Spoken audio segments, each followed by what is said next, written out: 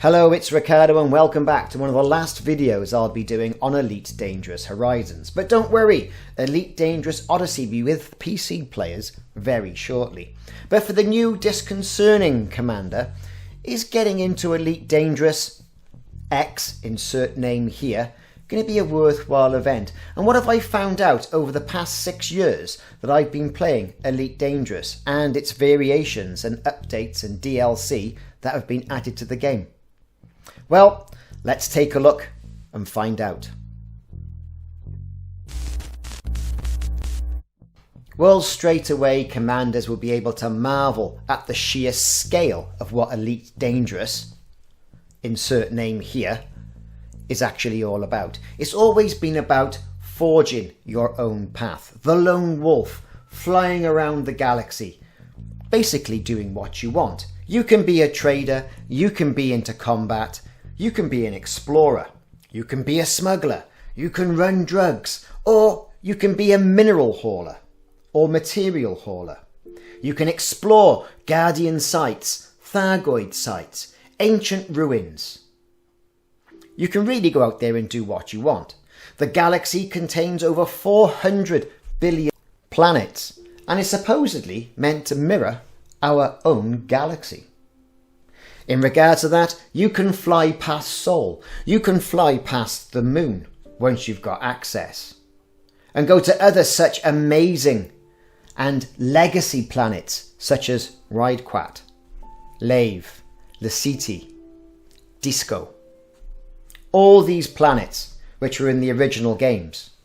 Now, when we first started out with the game, whether you played the Kickstarter and generally got into Release 1, you would have seen the fact that flying around in your ship was the core thing. You had 3 versions of Elite. You had Combat, Explorer, and then you had Trade. Once you gained Elite in one of these particular occupations, you gained access to the Founders system, where you could get all sorts of manner of ships all in one place. We also saw that engineers were brought into the game to allow you to engineer your ship, making the customization of your ship even more relevant to the game. If you weren't engineered, you would find things just that little bit more difficult. And therein lies one of the biggest things that is around about Elite Dangerous. Yes, it's a space simulator. Yes, it's kind of a flight sim. It's a livable simulator, the way you can go anywhere that you want in this galaxy. We've already mentioned that. But to advance in the game, there's a grind. And we've got to address that.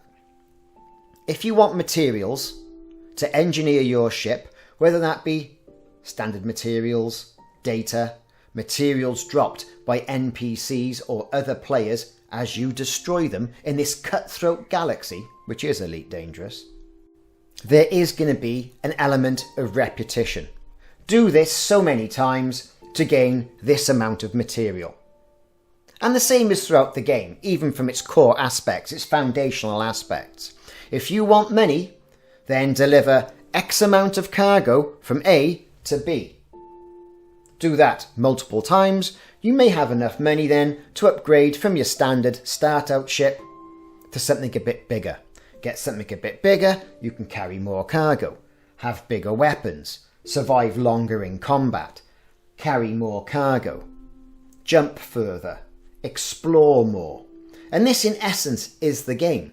But isn't that what life is really? Think about it this way. I'm not going to get all philosophical about it, but life is a constant struggle of attainment. And so is this game. So is it any real different? Yes, of course, we don't generally on our day-to-day basis fly around in spaceships. But here's the thing. In Elite Dangerous, it's escapism.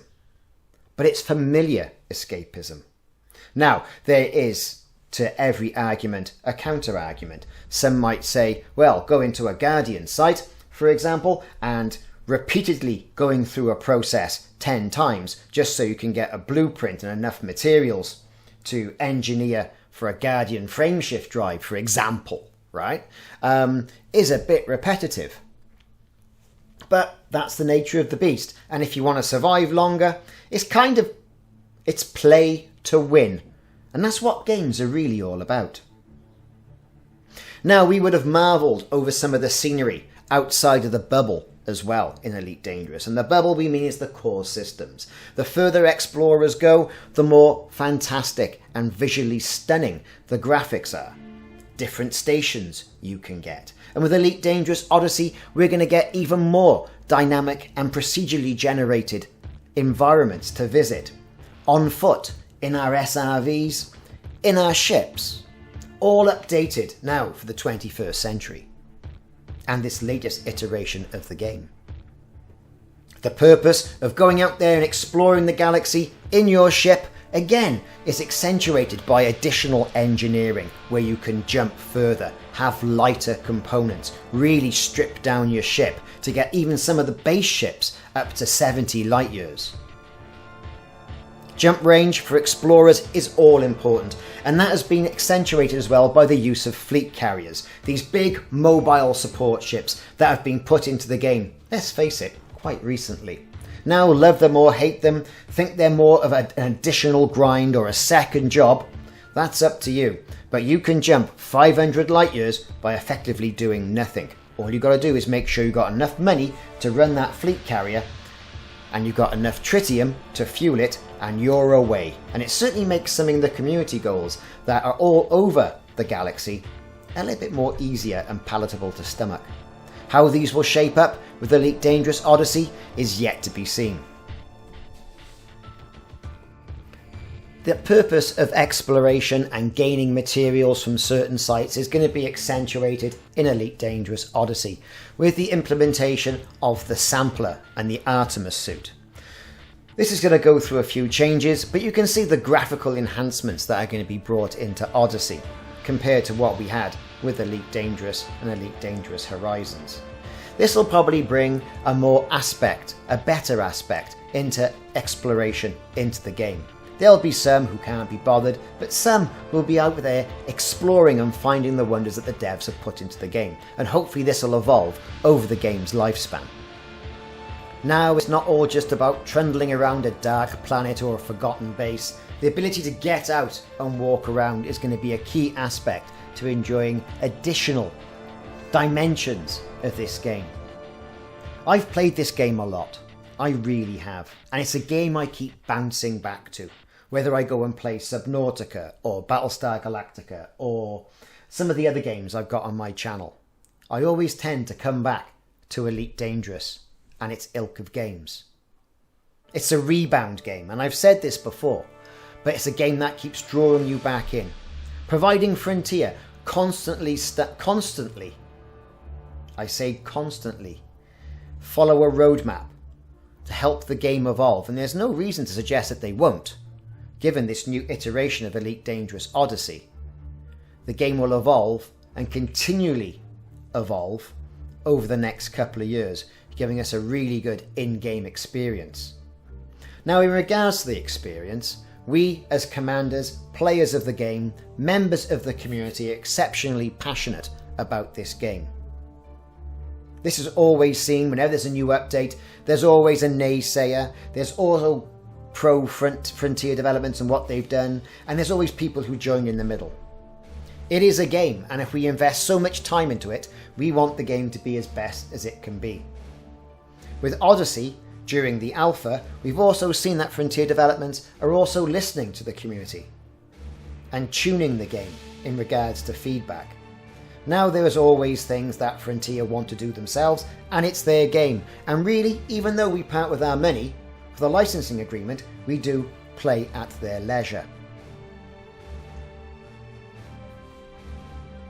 Now they have a vision, and a vision of how the game is going to unfold. Some things like the Thargoids, I believe, have been really underutilised. Other aspects, like the Guardians, they've also, I think, been very underutilised in the game. Will this change with Elite Dangerous Odyssey? That's yet to be seen. But certain set pieces within the game are visually spectacular. And that's everything you want from a game these days. You want playability. You want spectacular set pieces. You want the ability to go out and roam about, just as you would in real life. At least I do. Games where there's an end are few and far between these days. That old screen where it says, "The end, you have completed the game." There aren't very many of those around. Not these days. It always seems to be ongoing. And that speaks to the lifespan of a game. We've done quite well to have this go for at least 6 years. Who would have said at the beginning of the Kickstarter that Elite Dangerous would be still having updates 6 years, 7 years from now, with major updates and graphical upgrades? I certainly didn't see that coming. I knew we would get some sort of upgrades in regards to the season pass that I bought, or the lifetime pass that I bought, that enabled me to get access to all the updates. And by far the best, I think, £120 I've spent on game entertainment in my life, especially for content. If you look at it that way, Frontier are doing a really good job. Now Frontier have tried to keep things fresh with community goals, rescue people from burning stations, deliver materials here, deliver materials there, build stations here by delivering materials. There's a narrative that is now running inside the game. Also combat missions, missions against the Thargoids, missions to deliver Guardian data to engineer more weapons by the in-game engineers and specialists that we've had in the game. These are going to continue with Elite Dangerous Odyssey as the next level and wave of grind, or engineering, as you may want to put it, will be around the suits and handheld weapons that we have. Many people have been out there on YouTube having access to data mined information. How much of that will appear in the game, we really don't know. And when or if it will appear in the game, again, we don't really know. The implementation of mining and the ability to gain loads of money has gone through a tweaking element as well. It's been tweaked. People were cashing in and making money hand over fist, me included, on some of the Musgravite hotspots. This was all tweaked along with combat being tweaked as well. Some ships were also dumbed down and tweaked, made not the killers that they were to any NPC. Fortunately, I don't think they've tweaked the old Corvette. I do like my Corvette for combat. But Elite Dangerous really is starting to move away from that lone wolf aspect I mentioned at the beginning of this video, into a game that's more conducive to playing with friends. This ability to join the game with friends has been around for some time, but is accentuated by Elite Dangerous Odyssey. Yes, you can drop into a combat zone with your fellow commanders. Team up in a small group, whether it's solo, private instance, or in open. That preference has always been up to you. But I think Odyssey is promoting this togetherness and community of the commanders, and in regards to this, I applaud them for it.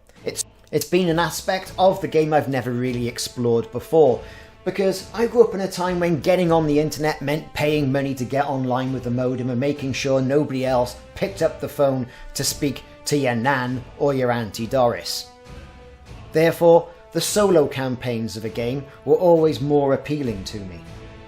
Now, broadband in the world has changed. You can get online with people in Australia, America, New Zealand, you name it. It's bringing communities together, and I think with Odyssey, this is also accentuated with the fact you can get down and dirty and get in there and do heist missions. Not only combat, heist missions, get in there and restore some power, gain that data, take that person out, get in there with your crew. And by that, I'm not talking about multi-crew, because let's be fair, that's a bit abysmal. And also needs a bit of tweaking. I, for one, are looking forward to what Elite Dangerous Odyssey is going to bring us. And not only just now upon release, but also in the future. And yes, our console commanders won't get access to this until the autumn, but when they do, they'll have a more polished experience. A lot of people are referring to Elite Dangerous Odyssey on PC as a beta or a soft release, and that I can agree with, because when it hits the consoles and people like my son on his Xbox X start to play it, the experience will be more refined. They will have learned from our learning curves, at least I hope so. Anyway, thank you very much for watching this. I've been Ricardo. Like and subscribe if you haven't already done so. This has been my thoughts on Elite Dangerous Odyssey over 6 years, and my thoughts as well for how Elite Dangerous Odyssey is going to evolve. See you soon, stay safe, and take care.